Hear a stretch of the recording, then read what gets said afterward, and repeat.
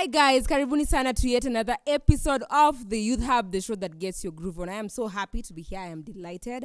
We are here to do as we always do. Vetu tunafanyanga.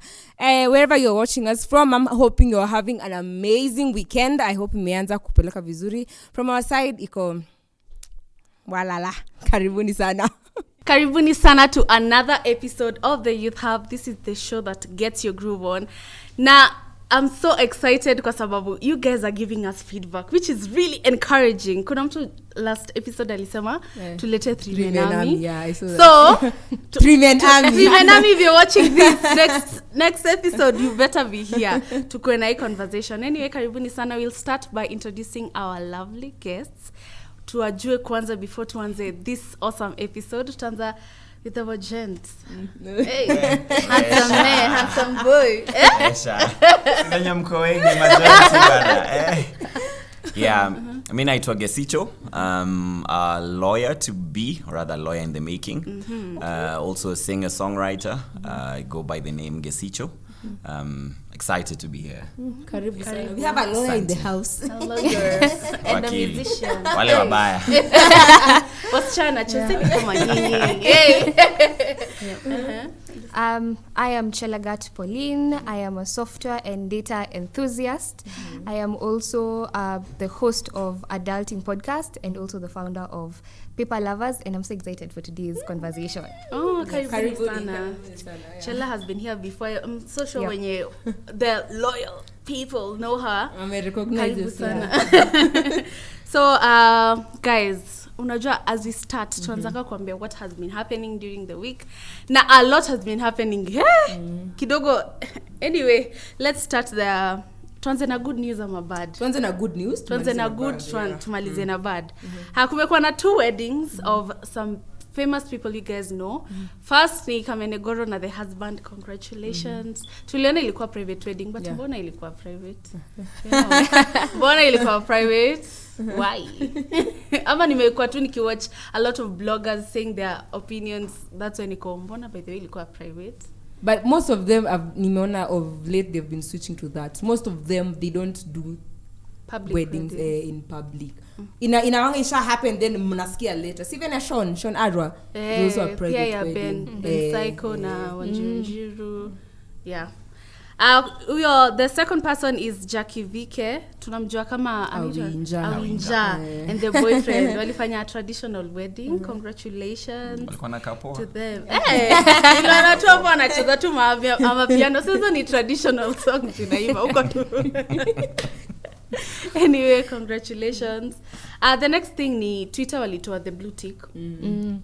Kwa the sasa nisemeje kwa the app wakisema watu watakuwa nalipia. Verified you have to pay. Yeah. What do you think about that? $8 per month. $8 per month. $8 per month and Larry Madowo apparently alikuwa verified. Alisema he was verified I don't know from 2019 or 2018. And now that he is no longer verified, alisema like hatalipa. Yamekata because there's no way, like they are the ones that made Twitter what it is. So tena how comes tena warudi waanze kulipia for verification. Then he said, man, it feels good to be normal, to be regular again. Alisema alipi. But zilirudishwa leo asubuhi nimeona Larry Madowo particularly yako na kablu. Na labda ameuti amelipa. So I think I don't know, I think we should dig into that. Amelipa. We should dig into that. Niliona comment nyingine ikisema wakifanya hivi wanafanya watu wakwe normal, which is good, but pia ni mbaya kwa sababu someone has been working really hard kugrow yo nini apate yako katika alafu aamke tu hana you know. Yeah, anyway. Kila mtu mwenye alikuwa verified na alikuwa na followers above 1M alirudishiwa. So kama uko na verification tick na uko na followers wa 1M basi itabidi ulipie ndio upate, but hao wengine walirudishiwa. Is it the same na IG? No. Ukipata followers wengi ndo unapewa blue tick kama you pay to get it. No, I don't think, because I've seen some celebrities when you wako na hadi kituka 14k followers na bado wako na blue tick. So you pay for it. I think there is a process kuna initiate. Okay. So moving on to the third news, the other one. The fourth story. Sasa tumeanza na bad news. Nilisikia fununu maandamano inataka kurudi guys. Mimi nakwambia acha niongee vibaya. What do you guys think about history ya maandamano, to be honest? Because hata mimi nikikumbuka kuna siku nilitolewa mbio ndio nisitaka ku ando wase alikuwa anabebeshwa mawe passport. Ati na mawe ndio uko innocent yako for real. Mimi sitaka hapana. The government should just settle whatever it is that they are having against each other. Kenyans to stay in peace. Mimi hapana maano. But unajua Kenyans nika tuko divided because ni kama wenye wako chini kabisa are trying to fight wenye wako juu. Si ata fight still because watu wana take advantage of this situation, wanaenda kuibia watu, kuumiza watu. Na to be honest, kuna hii conversation nilikuwa nayo IG, nilikuwa nasema my opinion about hii maandamano. Na nilikuwa na nitasema tena juu siaibiki. Watu wanaenda kutufaitia huko mbele hata wajui Kiingereza. Unaonanga hizi video watu wakiongea, you're just like, hao ndio watu wanaenda kutufaitia. I'm sorry but wewe heri ukae tu home because vitu wanasema hata surely those are the people going to fight for our rights. No. So tujipiganie. Hapana, mimi niko of a different opinion. I think there's always a place for protest in every government. When I look at it even spiritually, when David was being pursued by Absalom, kuna place walifika, alafu I think one of the sons of ile familia Saul, sasa King Saul, kuna mmoja alikuwa na mtusi wakimtupia mawe, alafu soja wake mmoja akasema, can I go and strike this person down? David akasema adu, kama Mungu amemkubalia aongee mbaya juu yangu achaonge. And I think maybe that's what the current government needs to do. It needs to be a bit more smart in its crowd management. Exactly. Alafu hiyo maandamano watu watachoka tu nayo juu kama it's peaceful and what not, si utaenda tu kila siku na wenye wanaenda job, kila mtu anaweza fika job au bebeshi mawe ka passport. And then lazima ikuwe vita now the one challenge is protests by their very nature supposed to be disruptive. Ndio maana unaonanga places zingine mnaenda mnakaa mbele ya office ya maybe governor wa county, mna stage a sit-in, ama mnafunga barabara. So if the police are able to coordinate and have alternative routes even with the disruptions that are going to happen, then ideally we'll be able to manage the whole process enough to have people who feel like their voice has not been heard actually addressed, because then they'll put pressure on everyone, including the middle class and upper class, to actually push the government. And then there's not going to be so much destruction of property, which means then cumulatively the amount of benefit we'll get will be less. But tukisukumana huwa ansema mimi nimeka mguu ninaendelea na maandamano, mwingine anaeka mguu chini anasema sisi hatutaki kusikia maneno ya maandamano, then we won't move anywhere. So it really needs wisdom. I pray for our president apewe wisdom venye kuhandle this situation juu it's manageable. I believe it's manageable. Pia sisi tungekuwa involved in our own way kuhakikisha tuna put pressure on mapae watoke nje hiyo siku, wa organize vizuri the crowds, wafanye crowd management, wakuwe unajua citizen engagement poa. Then people won't be fighting the police. Badala ya kutupa tear gas, nasikia mtoia na die kwa sababu ya tear gas, doesn't make sense. But yeah. Hey, meskia from the lawyer in the house. Hey, I don't know, uko convinced. Moving on to the last sad story. Kuna huyu pastor from Malindi alikuwa anaambia watu wa starve ati kai Jesus, sorry. Words zinapotea ndio watu wakuwe saved ama waende heaven. Wa starve ndio waone Yesu. Unajua hiyo story vizuri waambie because I am not. So apparently the pastor Pastor Paul Mackenzie, the name from Malindi, aliambia wafuasi they have to fast. They have to fast. They don't eat anything completely so that they see Jesus. And they have to fast so that before August wakuwa wameona Yesu. Wakisipoona Yesu before August, they are going to die and go wherever place. So si watu wako na ile hamu ya we need to fast so that we see Jesus haraka. And that includes kids. Kids. So the pastor was arrested. Hapo mbele ikuwa kesi kubwa sana, ilikuwa tu story ya kuambia wafuasi wa fast, it's not good. Yeye mwenyewe wa fast in the first place. He's not fasting. So people the police took it into their hands, waende kwa property yake to do some investigations, and apparently up to now wame discover 83 bodies zilikuwa buried kwa shamba yake. 83 bodies. Unafanya nini na mili 83 kwa shamba yako jamani? 83. last week ilikuwa 70 something. So wanaendelea investigations zinaendelea tu kuja. So last I checked ilikuwa 83 bodies. Okay. So I don't know wanakufa under what circumstances ndio anawazika. I don't know. So I was, before tuingie hapa set, I looked kwa Twitter and then I saw he's been apprehended and then anasema ati na ile Kiswahili yao ya kule bara mnaelewa yani ati mnachopigana nacho hamkijui ati kitawaramba jamani. I don't know, it was translated to you don't know what you are fighting with or what you are dealing with but you will face the consequences. I don't know what that means. Guys, mnaweza tujaribu kutuambia. I don't know but that is what is happening. Okay. I think maybe we have a problem as a country. When it comes to religion. It's become so politically strategic. Nikifanya madhambi na nataka kujisafisha ile nzaro ya mwosho moja, nasema tu nimeokoka. Alafu kila mtu anasahau Kenya nilikuwa nimefanya. It's become such a trend that anytime a politician does something they just need a few church appearances. Hata during campaign mliona. Tulikuwa na president akiingia kanisa fulani, tukaona opposition leader akiingia mali fulani kubatizwa, you know, and now that's the thing, kwa sababu sisi wenyewe ni kama hatujaelimika, tujajanjaruka na tusome Biblia wenyewe, so tunategemea kile ambacho tunaambiwa na watu. Exactly. Badala kujisomea Biblia ili tuweze kuelewa ni nini ambacho Mungu anasema. So mtu anaweza kuja kudanganya. And I usually say half a truth is more dangerous than no truth than no truth. No, actually half a truth is dangerous. Yes, more dangerous than no truth at all. So afadhali ule mtu mwenye hata hana dini lolote kuliko ule mtu mwenye amepewa dini nusu. Si ndio unaona unapata Wakristo wakifanya vitu za kushangaza, unapata Waislamu wakifanya vitu za kushangaza. Na hizi dini mbili si dini ambazo kimaadili zinasimamia kifo. Exactly. So it leaves a lot of questions in your mind, especially when you're thinking about a whole nation that claims it's religious and the things that we keep on seeing happening. Unasikia sijui mtu kama hizo stories zote za kwanza, sijui mtu ameuliwa, mtu ameua mtoto.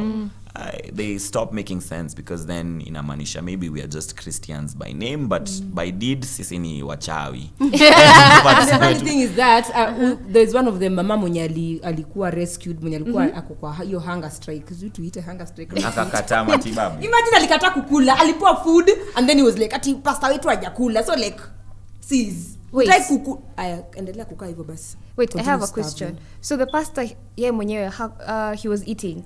Pastor kusawa kabisa. So okay, hata inafika a point even you as the person who is fasting you question. Yeah. Mimi nakufa, I'm losing weight, I'm being weak. But the person nafuata anaendelea kunona, akona afya, nothing is happening. So at the end of the day, like pia use your brain. Usikubali everything you're told exactly. back to back, and it also goes back to what Lincoln is saying. You also kind of need to own your faith and your journey, what you believe in. Yes, so you need to have your own personal relationship with God, and you should not ride on someone else's faith or ride on someone else's back. When it comes to faith, your relationship wewe na Mungu yako kando, kila mtu anapambana na hali yake. Ndio sikue ati no chela is right. Na hivi ndo inafaa ikue flow, whatever you believe in is right. Chela what she believes in is correct. Guys, please tuambie hapo kwa comment section what you think about it. Kuna hiyo story nyingine Lincoln amention hapa, maybe you can just talk about it, of that lady mwenye amepatikana next. Miss Olivia na Serena, I think she's a 25-year-old mom. I saw the video today. I don't know when it happened, but mimi nimeiona leo asubuhi.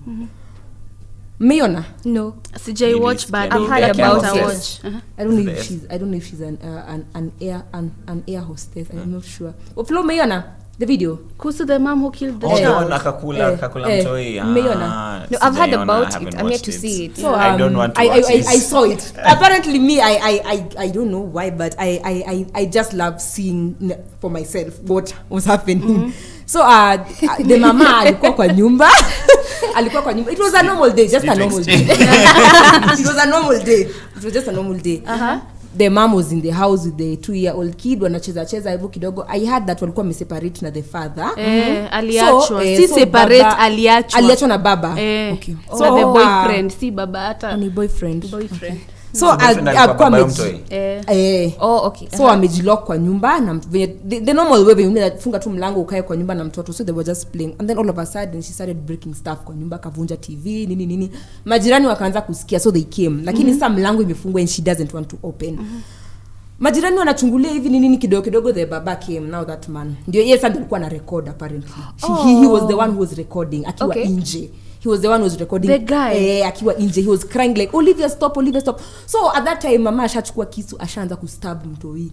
Amemstab. And the funny thing is that she doesn't seem like she's doing it with anger or anything. Ni kama like, because hata kulikuwa na statement majirani walisema ati don't worry baby, you are going to sleep, you're not going to cry anymore, I love you. So you see, me was like, when I listened to the statement I was like, we're not dealing with a normal case hapa. Yeah. This is a mental case. Kabisa, because I don't understand how you can stab your own 2-year-old kid, say those words and then end up eating her intestines and liver. And the heart.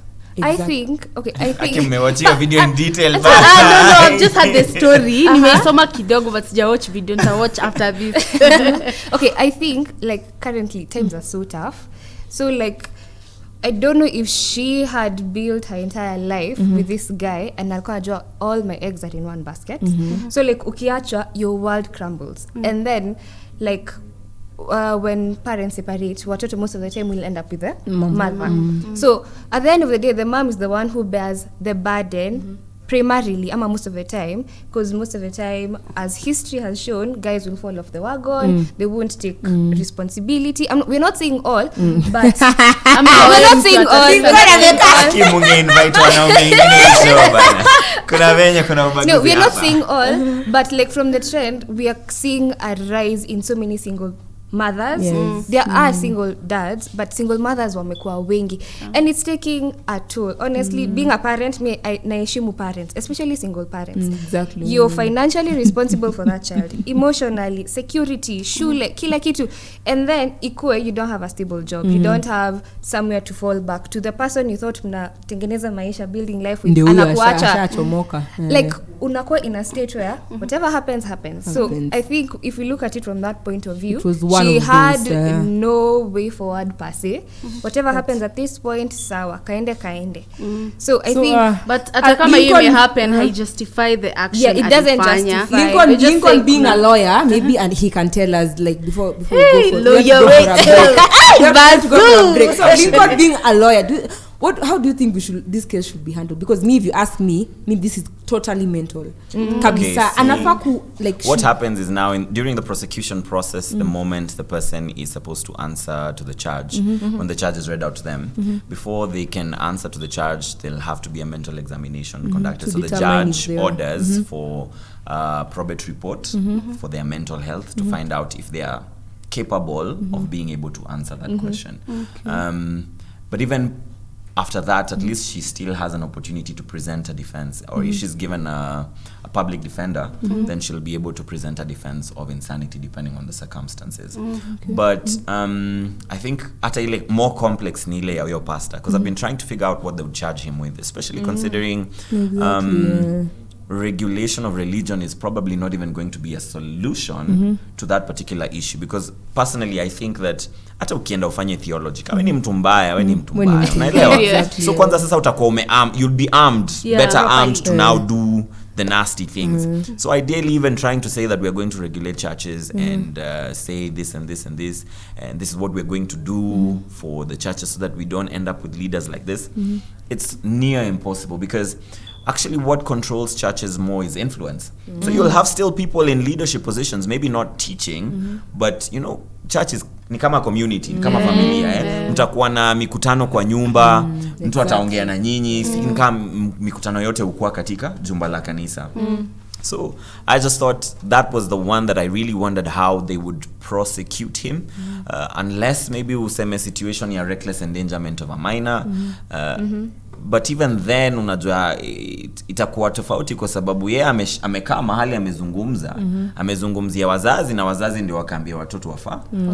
So ni nani ambaye anafaa asimamie mtoto? Ni yeye amemfanyia mtoto hivyo, ama ni mzazi wake amekubali mtoto kufanya hivyo? And then remembering that some of those kids already lost their parents in that particular ordeal, it just leaves a lot to to think about in that situation, because then it means that we as a country, perhaps even as Christians, need to be more active in explaining what our faith is about, and more active in discussing what Christianity is about, for people to be able to understand that. Unajua kuna kitabu fulani kwa Biblia usema that, see, the devil came to kill, steal, and destroy, but Christ came that we might have life and life eternal. So for me, I believe deep down ndani, yani that was not God, because hakuna venye utani convince kwamba mtu alienda akafast na alikuwa na fast in the spirit na akajipata akiwa amekufa.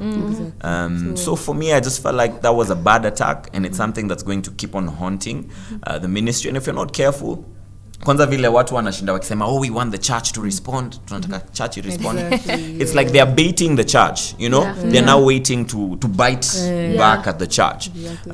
Whichever way, bado whatever they'll say, bado watafuatwa attack. Yes. So personally, I was actually happy that from most of the leadership, I haven't seen a formal response where somebody has held a press briefing to say, the church does this and this and this and this, because they are being baited, and I don't think they should take the bait on that one. The same way Christ, watu walikuwa nashinda wakimuuliza, sasa watu wakikufa na huyo ameoa bibi watatu, wakienda mbinguni atakuwa na bibi mgani? And you see, those were questions they were just baiting and baiting.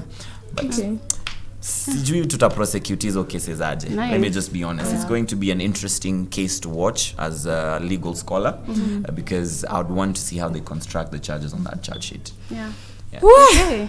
And then as a final one, I'm also seeing, there's also a story of miracle juice. I think in Congo, I don't know wapi. So it's not even just a Kenyan thing. It's a continent thing. It's something that's happening. Yeah, it's something that's happening rampantly across the continent. So like we also need to look at the larger scale pia. Tunaweza contextualize hapa Kenya, lakini kama ni baadhi wanafanya at the end of the day. So we should let's be watchful. Things are happening. A lot of things are happening right now. And prayerful. Watchful and prayerful. From the lawyer. Okay, guys, we are going to go for a short break, and then when we come back, we're going to go straight to today's topic. Let's get the conversation started on our SMS line 21144 or at GBS TV Africa across all social media platforms. We'll be right back.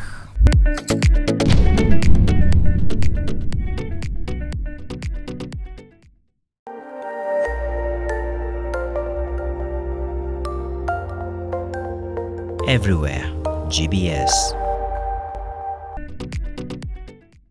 Welcome, guys. If you're ndo umetujoin sai, please engage with us. Tunaanza conversation sai, hata ndo vizuri umeingia. So today's topic, we are talking about unspoken rules about dating, everything about it.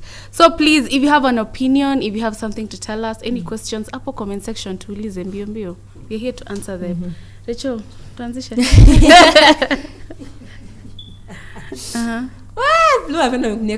anyway, so guys, today we're going to be discussing unspoken rules of a relationship of dating. Nini obvious like bro, you should just know. Usingoje nikwambie ama nikuandikie pali, unafaa tujue. Just know. Hizi vitu ni kama deal breakers ama deal breakers zenye zinaweza fanya muachane. Possible reasons zenye zinaweza fanya muachane, but for unspoken rules, just like things you have to know. You just have to know. Ni deal breakers zako ama ni deal So basically we're going to start with the very obvious. Metu Flo ameuliza. So I don't know, you've already asked. Nimkisikia unspoken rules of a relationship. Wewe nini nakujia kwa akili, like what comes to your mind, like what are these nini? Ya kwanza, we're not talking about exes. Tuko hapa kwa sababu walai me I would want to know mbona mliachana. Labda ulifanya kitu, labda nini. No, we can have that discussion. Lakini every now and then national calls, so this is what you do with your ex, as in we let her up all the time. Hapana, you're living in the past. Okay. Say tuko hapa. Uliniambia what happened with your ex. Now we are here. Tunasonga mbele kama injili. Lincoln. Me, I think zangu zote zina relate to do. Nimekumbuka mtu akiniambia nilikuwa nafanya na Mkikuyu, lakini I guess maybe when you're going on a date, my unspoken rule has always been, as a gentleman, you're probably the one who's going to be paying for the the date. Thank you. Hey. Thank you. Rachel aliumizwa. Unajua siku hizi nasikia sijui kuna feminism, kuna mtu unaweza peleka date umlipie kuache kwa sababu ulilipia date ukasema so we are not on the same level. Unafikiria wewe you think when you have it all. Yeah, think you have it all. But me I prefer okay, me I know if you're the one who called for the date, you should be the one to cater for the date. You should be the one. And if the lady may call for the date, maybe okay, as a gentleman I think maybe you can ask ask her because she's the one who called. Okay, as a reasonable person I think wewe mwenye umeitana unafaa tu ujue ndio unafaa kulipa, jue ndio umeitana, like it beats logic. Lakini sa as a gentleman maybe you can ask the lady. No, you never ask to split the bill. Wait, yeah. So hata uko mbele 10th date wewe ndio utakuwa unalipa bado. Chonjo. Kuna watu wako hivyo na kuna watu wako like babe umekuwa kilipa. This time let's split ama let me. Will you split? Nimekumbuka tu saa hii tukikuja kwa gari. This was the first time a lady has ever offered to split a cab fare. So karibu nishtuke nigeuke nimuulize niseme na wewe ni wa wapi? But anyway, I think maybe it's a culture thing and I'm also a bit traditional. So I guess you're used to the guy providing, so that's what Okay, I think if it was a different situation, like kila time unanilipia like most people ama chatseme sahi vile kuko like the guy might feel entitled to something because he's the one who always pays. Exactly. So if I was the one kila time unanipeleka date and I'm saying maybe kuna kitu unatafuta, I'll always ask, let me pay. Nitakuwa najitolea nichange. Ndio isifike point kwa like I always my happy ending, sorry for happy ending iko happy because that's the reality. Like watu wengi like guys wanakasirika unapeleka date and then at the end of the day anakutusi wanakupeleka na expectation after your date there's something you're going to give them. So to split which this is okay because you're going in with very good intentions, but sana not all kwa ground I've had very different stories. Mtu alitusiwa kwa stage, mtu alisukumwa, mtu like so many things happen because ulikataa tu kunipea happy ending na hukusema unataka. So akisema nataka utamvicha. No, not me this time. Mbona nakuanika hivyo? No. But I think unajua hizi expectation nazo zikuwa strange kidogo kwa sababu I think sometimes expectations are also from both kwa sababu nawe ukikosa kulipia hiyo date ka boy dema ataenda ongembonyo juu yako. So the next time you're going and you're having a conversation with one of your friends who hangs around atasema niliamona kwanga hataki kulipa kina kapesa hana pesa. So sometimes you do it for your own reputation, but pia unajua kuna swali tu unauliza kwa nini mtu mwaina gani mnapeleka na date, kwa sababu kani msee anakupeleka date na kuna matarajio ya kupewa kitu after your date, basi intention yake ilikuwa tu kupata hiyo kitu and it's like a transaction. So ideally that means then that was more like a prostitution kind of situation, bali na kulipa kitu fulani unilipe kitu fulani, and that's not the general expectation you'd have of a date, because a date ideally is something that you're supposed to be getting to know someone. So see, ideally hata ukipeleka mse first date umpeleki club, unampeleka pale mnaweza kama muonge surely mnapeleka nanga club siku hizi kuna wenye wanapeleka wanakutana huko wanapatana huko we don't play with these streets. Mnafanya nini huku nje bwana? Mimi sasa niko so confused na hizo expectations na unspoken. Okay, so I have with me here I have some couple of unspoken rules from different people. So maybe we can break them down. We see maybe to you it is something that should be an unspoken rule ama ni kitu yenye lazima tu you have to communicate with me, okay? So before tuendelee niko na swali. Ni personal but I hope mnaelewa. I just want to ask them if they are dating, tuone kama you know watakuwa to say something. Me I'm very open. I'm dating someone. You're dating someone, so I'm off the market. Okay. Niko on the spot. Utasema udate ako hapo kumbe. Unanikana. Mbele ya watu kwa TV. Talk to us. Ndio tukue na I think disclaimer. wacha nipeane disclaimer kwanza. Personally, I feel like a question like that has to be asked and answered within a context, especially when you're a person who is in ministry. So I'd want to excuse myself from answering that question, particularly because in those confines and those situations, the first thing that everybody comes and asks you when somebody has come to you for relationship advice is, are you married? Are you dating? And that becomes the center of the authority that they are going to take your advice from. And so ideally, sometimes you'll ask them, why are you asking that particular question in that particular situation? And then you can tell them that I'm not going to answer that question because of 1, 2, 3, 4, 5 things. And I'll tell you what the scripture says about a relationship and how a functional relationship should be. So I guess on that You one, I will excuse yourself. myself from answering. Nimejibuka lawyer.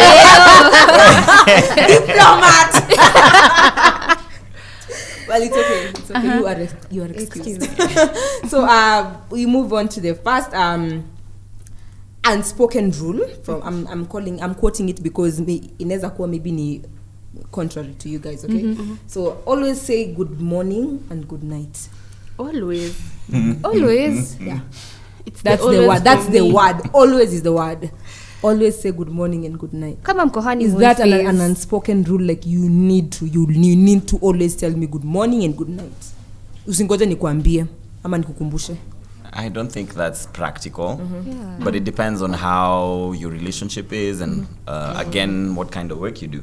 Let me give you an example. The last almost 1 month, I've had events almost the whole weekend running back to back.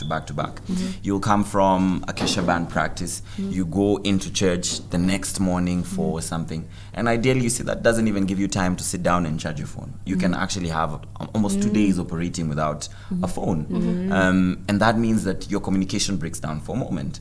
If your partner has already developed that expectation that lazima niambie nini na nini. So ideally, if you have proper communication mechanisms where you can let someone know in advance that this weekend is going to be really hectic. If I don't manage to communicate to you, doesn't mean that I love you. Then you need to be able to exercise that. But I don't think you can place a do and don't list in that situation for us and say, unafaa uambie mtu good morning na good night. By force. Because ideally, generally, you're thinking about them. And that means the moment you get an opportunity to send them a message, you would. Yes, unless maybe their assumption is that you don't care about them enough, then that means there's a deeper issue in the relationship. And maybe you guys need to deal with that as opposed to dealing with, okay, text me every morning and every evening. That's hata nilikuwa niseme hivyo but Asha ajibu. Nilikuwa niseme what if atakwambia kuna hii kitu watu kwa wanasema that you know you make time for the people you love.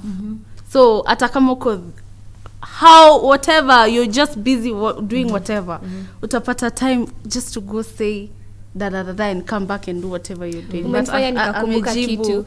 There's something I was watching, like Michelle Obama and Obama when he was president and in the White House.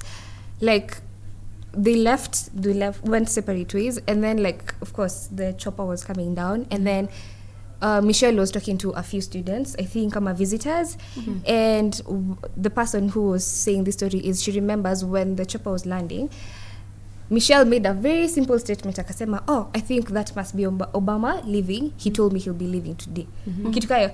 And what she took away was he's the president of the of US, but alipata time ku text na kuambia the wife, by the way I'll be going at this time, like alimpea itinerary ama alimlooping in what anafanya. So maybe that goes into what you're saying. If you really love and care for someone, you'll find time. That's why anasema communication is key because okay. Yes, but not communication based on a strict rule that you have to text me in the morning and in the evening. Communication based on the general idea that you'd at least have a clue about where I am and what I'm doing, even if I've not spoken to you today. So tseme kwa mfano, if I was dating someone, they wouldn't be surprised that I'm here. Because they were already made aware that I was going to be here. Simple as that. You mnaweza enda like a whole day without talking to your partner. It's strenuous, but it's very possible. Kwa sababu sasa ka hiyo mfano yenye nimekupatia. Friday mmekuwa na practice during the day ya music, ndio, because you're preparing to shoot something. You go Friday night, Kesha, practice with your band. Then you come back on Saturday morning. So that means you've left, you've taken a shower, and you've just gotten back into the car and traveled all the way back to now the shoot location for what you were practicing for. Then that Saturday, after you're finished shooting, you go back now to your church campus. You prepare the worship team for the next Sunday service. That means the only time now you'll be able to talk to her is that Sunday night when you get home. And what happens when you get home? You get home really tired. Uingie tu kitanda umepass out, si ndio? Alafu amki hiyo asubuhi umechelewa. Huja charge simu kwa sababu uliingia home ukapass out, si ndio? So unaingia tu na unachomoka, unaingia kwa gari, umeshawa, unaingia ndo ufike church on time. Set up equipment, mnajitayarisha service. Obviously you're not going to be lifting your hands and praising God and sending a text to Bae, hi Bae, how are you, I miss you. You get?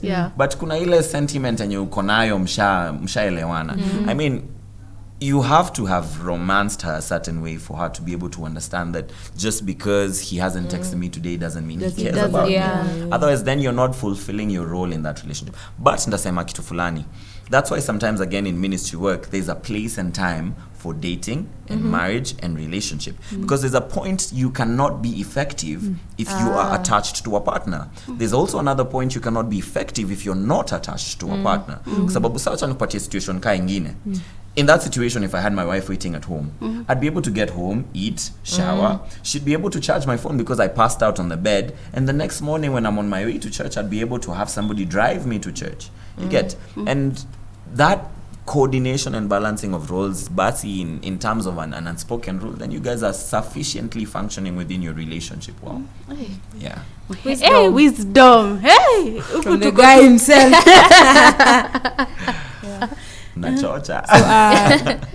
So the next one was update them about your whereabouts at least once a day, and tushongelelea you know the whole should be a thing. So the third one, an anniversary should always be acknowledged. Oh my God, that's so me. Let's totally meet the day you comb my hair, the first day. Mimi, I always forget such things. But a story. How like kabisa and like ina happening. Mimi hata yangu naweza sahau. I'm with you. Sisi ni wakukumbuka. But I think it depends on your partner. When you start understanding what your partner loves, then you have to learn how to communicate with their love language. Otherwise, you may be showing them that you love them in your love language, and they're not perceiving love in that love language. So tseme kwa mfano, you value dates, right? And me, I'm a very forgetful person. There are things I can do to make sure that I actually start remembering. But on top of that means I also have to be prepared mentally, because if I know that I forget, that means I have to celebrate you enough that on the day that I actually forget, I've already set myself up for a position where it's not going to affect you as much as somebody who just wakes up one morning and forgets. And that's the only day they actually value you. So ideally it comes from being able to sufficiently communicate to your partner that you value them, which is something important. It's a human need. Intimacy is a human need that somehow you have to figure out how you're going to satisfy for your relationship to remain functional. And then tena si lazima like we go out, you do all the lovey-dovey stuff. Happy anniversary, baby, you know. No, inaweza kuwa like even if we have really busy schedules, we carve out hata kama ni 30 minutes of the day.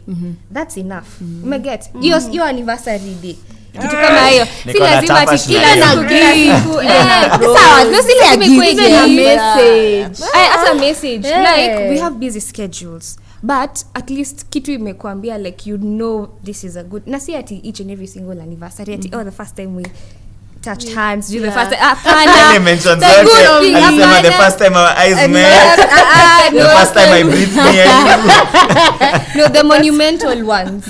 Because tukienda hivyo we'll have 50 anniversaries in a year. First time I said hi. Depend not high like the monumental ones, and it depends from one relationship to the next. But you can't have 100 anniversaries in a year that is 365. I hope 5 years to see 5. Okay, for the next one, never ask for something that you're not willing to give. That's like saying you shouldn't communicate in that relationship. Na feel kama hiyo because let's say my partner ako like napenda kupendwa hivi. And then mimi nimwambie napenda kupenda hivi. Siwezi mwambia ati I can't, whatever that point imesema. I think it's okay because the point is so okay, me I understand the way I'm understanding it is like, for example, you're telling them, maybe let's talk of communication, right? You're asking them to be better communicators. As you ask them to be better communicators, make sure hata wewe you are also a better communicator. Oh yeah, it makes sense. It makes sense because now the angle I was coming with is what Lincoln mentioned, the love languages. I usually look at them 4 ways. I as a person, I have ways I receive love, and then there are ways I give love. So on my end there are 2 things, and then on my partner's end there are 2 things: the way they give love and then the way they receive love. So kama ni hivyo, then if they want to be loved in a certain way and they can't do that, then I'm in that relationship for that. See, I'm bending extremely backward. Do that. But I need to learn how to give them love in the way that they deserve to deserve. Yeah, but then sasa acha nikuulize situation ingine from what you've just said. Now in this situation, somebody can communicate love. Somebody wants to receive love in a certain way. Say if you have the same love language, so you both communicate and receive love in the same way, but they want you to communicate it to them, but they don't want to communicate it back to you. Say for instance, their love language is time. So they're saying you have to make time for me when I want time for you. But I'm putting a demand and saying that for me my time is limited. You have to work with my schedule for you to so I think actually it kind of then makes sense in that regard, because it's unfair to ask somebody for something that you yourself cannot provide. Exactly. Even that one may support. Okay. Kuna yenye italeta hapa tashwishi kidogo. There's one that's saying don't seek for intimacy. Acha niweke hivyo nisiseme tu blankly. Don't seek intimacy. For, you don't ask to ask. Nimesema don't seek for intimacy. Imeandika the the 3 letters, but sasa don't ask for it. Si ati anakuja kuomba. I think like sifai kukuja kuiomba basi. I think so it just comes lakini tena at the end of the day, like I can't read my partner's mind. Exactly. I can't read their mind. Like the beginning alisema uliza. It's normal. I think we feel it's normal to ask. I think it also depends on how you ask. No, me, I think it depends on whether you guys are married or not. Yeah, I think that's for your context. Yeah. I guess for me, from a Christian perspective, you shouldn't be expecting or seeking it if you're not married to that particular person in the first place, right? And that again also means that you have to set up appropriate boundaries, because let's face it, the flesh wants what it wants. Exactly. And if you do not contain yourself, then you'll find yourself in a situation where you end up compromising your values, not value as in worth yako, but your values, like what you believe in. And that puts you in a place where it starts breaking down even your relationship with God, because think about the consequences of premarital sex for somebody like David. You may be destined for kingship, and it changes the direction of your kingship, because David was a good king. He was after God's own heart, Then he went akachungulia mahali in his idleness, akaona akabibia mtu, si ndio? Akakula mali ya wenyewe. And then the consequence of that was that he was told that the whole of his lifetime as a king, he'll be pursued by war. Right? And that's how you see his son ends up pursuing him in that particular time, and all the bad things that happened to him. Well, in the end, it still glorified God, because God will be glorified no matter what happens. Exactly. It's not dependent on what you do or what you don't do. But it means that you actually have to understand that these are not rules kept for us to as do's and don'ts, but it's a manual that's given to us for us to be able to learn how to live effectively and accomplish our vision effectively. So ideally for me, I think if you're courting, then that conversation is going to be very important, because sometimes it helps you place and understand what somebody's background is. Then you can be able to know what to do and what not to do, even in the confines of intimacy then. But still, it has to be a very closely regulated conversation, because you could end up getting aroused by that conversation in the first place. Then what are you going to do? Because now you're just najichimba tu kwa shimo pole pole. So So I have a question. So do married people ask? Let's do married people ask? Because now it many prompts. Like so when you're married, do they ask? Okay, me I'm not married. No one of us. Okay, we are not married, not but married, I'm but asking. I'm not wondering. Wanaulizananga. okay, let's just be practical. I think most of us have probably come across some of these marriage seminars online. I remember the other one that went viral, the twa one. Yeah, and I think people ask. It's just that questions are not always articulated by word. You get? Somebody would be able to... they scheduled. Isiku. No. Some therapists actually recommend you schedule it. You have to schedule. Yes, you have to plan it. I guess because it's an important element of a marriage relationship. It means it's something you need to pay attention to, but it doesn't necessarily mean that you should glorify it so much that it becomes the center of the relationship and your intimacy. Okay. So. Okay, so... Okay, so... guys, we've come to the end of this conversation. Conversation iwezi isha. Exactly. Tuendelea. Now please tuambie hapo kwa comment section what you think about whatever we've just talked about. Tuambie your opinion, your views, or any question you have hapo chini. We have our last segment, which is games. So guys, we've come to the end of this conversation. If you have anything to add, any question, please leave it in the comment section. Tutaendelea na hii conversation mkituambia, you know? So, Rachel, right about now, it's games time. What is not happening? So guys, we have, as you can see, I have some goodies with me. I have some goodies. Yes, so guys, we're going to be playing truth game. Leo passe, truth game. So basically mtachukua, I don't know how many they are. This is a leo. Tuchukue tu tukipitisha by the time. Leo si mimi ni nini. So we're just going to take tukipitisha ikirudi from mpaka Okay. Mpaka pins. Yeah, you don't choose. You don't check. You just take. Chukua angalia mbele. Okay. Si uanze. Si wati kila mtu achukue.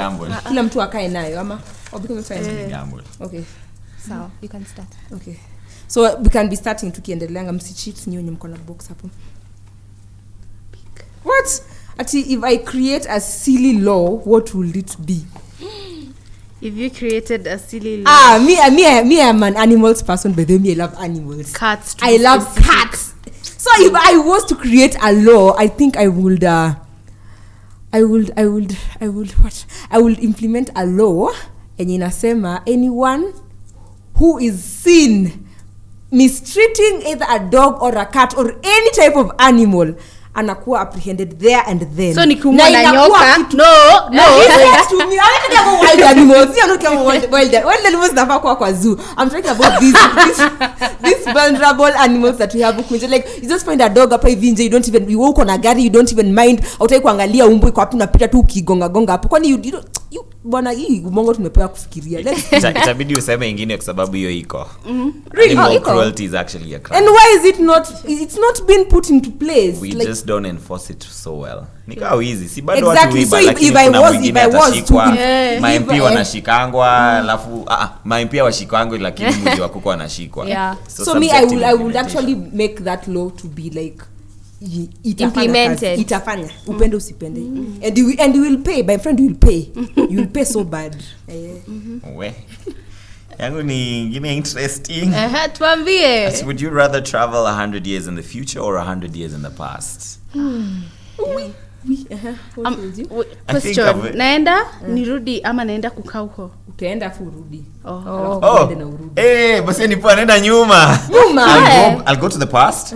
I see how I can set myself up, especially in relation to stocks and buying stocks and companies. And then I prepare and buy stocks.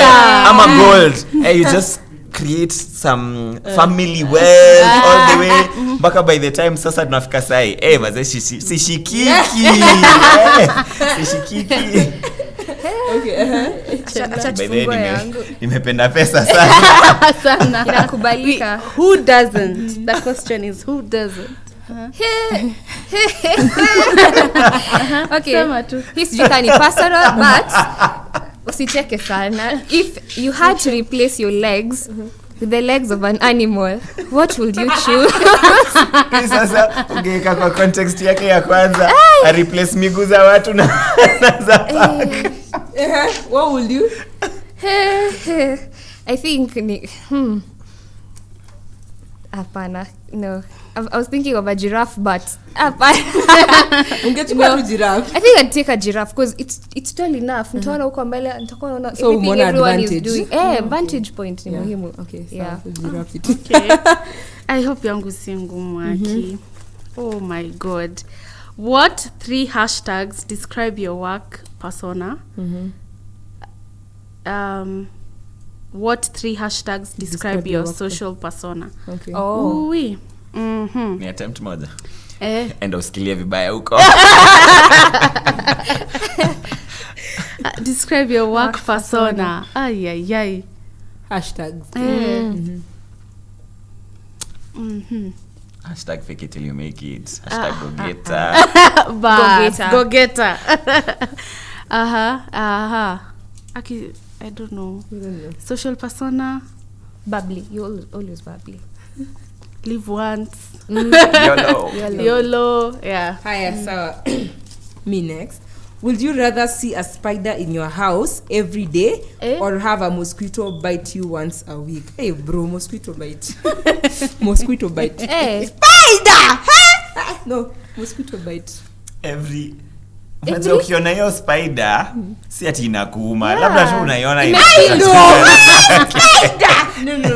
Me, I'll take the spider any day. Ikai tu kakona yake ichill. Ni mosquito ikuje tu inume tu once a week. Once a week. Hiyo ni at least once a week. Sawa, tutaumwa.